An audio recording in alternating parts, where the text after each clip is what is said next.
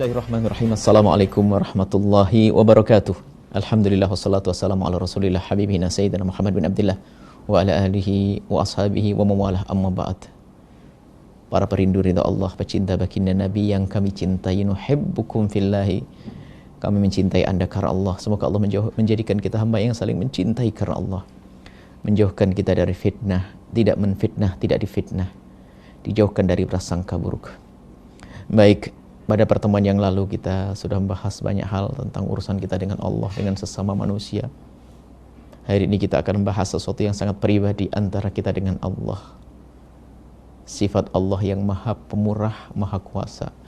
Sifat kita yang lemah. Mari kita hadapkan kelemahan kita kepada kuasa Allah dengan panjatan doa. Memanjatkan doa adalah ciri penghambaan, ciri hamba. Dan Allah senang jika hambanya memohon. Sehingga kadang di saat Allah mencintai hambanya, diberi dengan karunia agar dia bisa bersyukur. Kadang Allah jika mencintai hambanya, ibtalah, diuji oleh Allah agar bisa mengadu kepada Allah. Semuanya adalah cara untuk mendekatkan diri kepada Allah. Maka siapapun anda, jika diberi oleh Allah karunia, hadapkan karunia dengan syukur. Hadapkan kepada Allah dengan syukur. Yang diuji dengan segala kekurangan, hadapkan kepada Allah dengan permohonan. Dan berdoa secara umum adalah kebaikan, dan itu adalah ibadah. Bahkan dikatakan bahwasanya ad-du'a'u mukhul ibadati. Yang namanya doa adalah saripati ibadah. Saripati ibadah. Intinya ibadah adalah dengan berdoa. Doa bukan sarana, ini harus kita yakini. Maka adab berdoa yang pertama adalah kita harus menyadari bahasanya doa adalah tujuan, doa adalah ibadah itu sendiri. Jangan sekali-kali beranggapan doa itu adalah sarana perantara untuk kita sampai kepada hajat dan tujuan kita. Selama ini kita kalau memohon seolah-olah doa ini hanya perantara. Sebab saja, bukan sebagai tujuan. Ini salah. Harus kita yakini bahasanya doa kita sendiri adalah ibadah.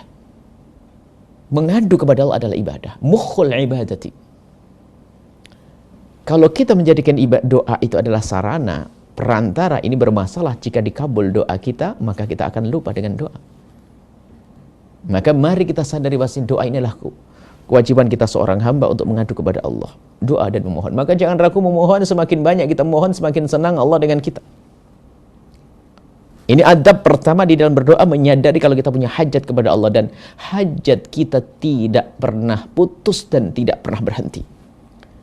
Yang fakir punya hajat agar diberi oleh Allah kecukupan, lalu diberi Allah kekayaan. Yang sehat, yang sakit minta sehat, diberi Allah kesehatan.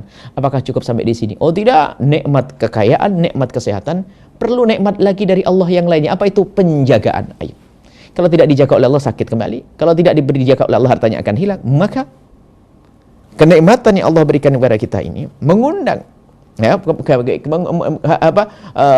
kita selalu butuh kepada Allah. Tidak ada batas sampai aku nggak butuh lagi kepada Allah. Maka dengan berdoa ini menampakkan kalau kita tuh punya hajat kepada Allah Subhanahu wa taala. Ini yang pertama di dalam berdoa. Kita tampakkan kita punya hajat kepada Allah, tidak ada hentinya. Seorang yang beriman yang kenal Allah, dia merasa punya hajat kepada Allah, tidak ada hentinya. Yang kedua adalah menyadari bahwasanya doa adalah ibadah, bukan sebagai sarana dan prasarana, tujuan.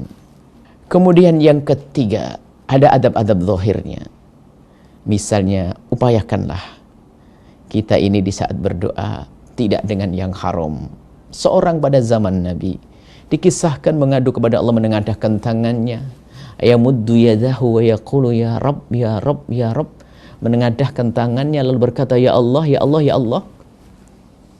Nabi mengatakan, anna istajabu lidzalik, bagaimana akan dikabul doanya orang tersebut? Kenapa? Kalau berdoanya sudah serius, memenuhi syarat-syarat dikabul, dengan menengadahkan tangan, menampakkan rasa hajatnya kepada Allah, akan tetapi ternyata malbasuhu, makaluhu, wa mashrabu, makanan, minuman, pakaiannya adalah haram.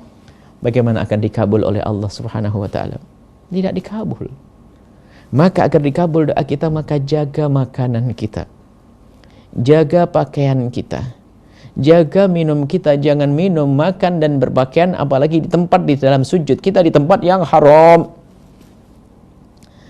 Ini kita harus berusaha dong. Semampu kita, yang kita berkecimpung, kita berada di kubang keharaman, harus berusaha untuk keluar. Di saat kita keluar sesaat lalu mohon kepada Allah dikabul, kita akan dientaskan dari kehinaan. Orang banyak doa tak tidak memikirkan ke halal haram. Bahkan biarpun doanya di depan Ka'bah, berkelantungan di satir Ka'bah sana, memohon kepada Allah, tidak. Kalau dia dengan yang haram, maka dari itu kehalalan itu penting. Jadi adab berdoa, mengadu kepada Allah, memohon kepada Allah. Ya kita kan harus berdandan dong. Kalau kita ingin menghadap kepada seseorang, bagaimana kita berdandan? Berdandan sesuai dengan yang diinginkan orang tersebut, agar kita diberi, kan begitu. Kalau dengan Allah dandan kita, dandanlah dengan dandanannya seorang budak, seorang hamba yang sangat lemah. Jangan nampakkan kesombongan di hadapan Allah. Allah Maha tahu apa di hati kita. Jangan mengenakan baju yang haram. Allah Maha tahu biarpun orang lain tidak tahu. Allah tahu biarpun tetangga kita nggak tahu yang kita pakai adalah haram. Allah tahu. Dan Allah Maha tahu tidak akan memberikan kepada orang yang melakukan keharaman. Maka ini halal itu penting. Halal dari apa yang kita makan.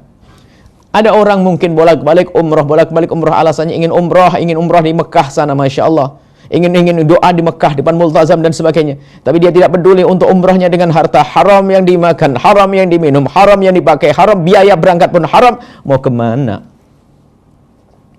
Itu orang tertipu dia. Yang masuk neraka lewat Mekah itu. Bertobat, ayo menyadari kesalahannya.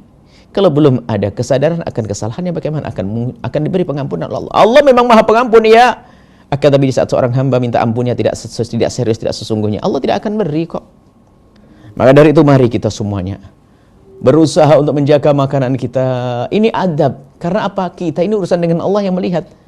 Kalau kita mencuri barang, tidak ada yang tahu tetangga kita. Apalagi sudah kelas hebat dalam mencurinya, nggak ada yang tahu. Tapi Allah tahu. Sekecil apapun, kita sembunyikan dengan cara apapun, Allah tahu. Maka ini adab doa ini mari kita hadirkan. Berusaha. Mungkin ada di antara kita yang kerjaannya masih haram. Ketahuilah Allah Maha Pengampun. Niat hijrah itu sudah menjadi sebab dikabul doanya. Yang repot adalah semua orang yang berada di dalam keharaman malah sombong dengan keharamannya. Mungkin Anda yang saat ini dililit dengan riba. Mungkin Anda yang masih dengan pekerjaan yang haram.